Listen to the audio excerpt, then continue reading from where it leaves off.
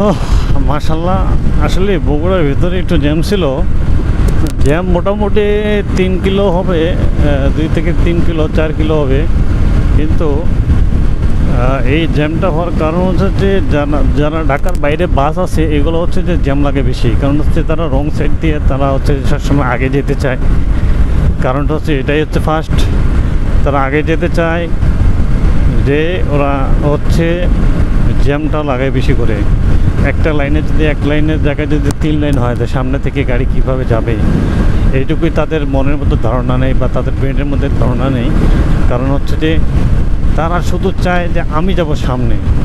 আরে ভাই, তুই যদি সামনে যাস তাহলে আমার কথা যে সামনে থেকে গাড়িতে যে ওভারটেক আসবে সে যে যাবে 2 লাইন গাড়ি, সে কিভাবে যাবে এটা তো বুঝতে হবে, তাই না? এই মেন্টালিগুলো যে কবে যাবে বাংলাদেশের বাস ড্রাইভার ট্রাক ড্রাইভার কাছ থেকে একমাত্র মহান আল্লাহ মউদ জানে। তো আমি পুলিশ প্রদর্শন যারা হাইওয়ে পুলিশ তাদেরকে আমি রিকোয়েস্ট করবো যে তারা যেন এই জিনিসগুলো সবচেয়ে বেশি সতর্ক নেয়। কারণ হচ্ছে যে তারা যদি সতর্ক না নেয় তাহলে কীভাবে এই সমস্ত জিনিস মেনটেন হবে। এখন এদিকে মোটামুটি অনেক ফাঁকা যাচ্ছে, মনে হয় বাস নেই, মনে হয় ঈদে কোনো জ্যাম নেই। এটা একটা বাস অ্যাক্সিডেন্ট হয়েছে, এখানে পড়ে আছে।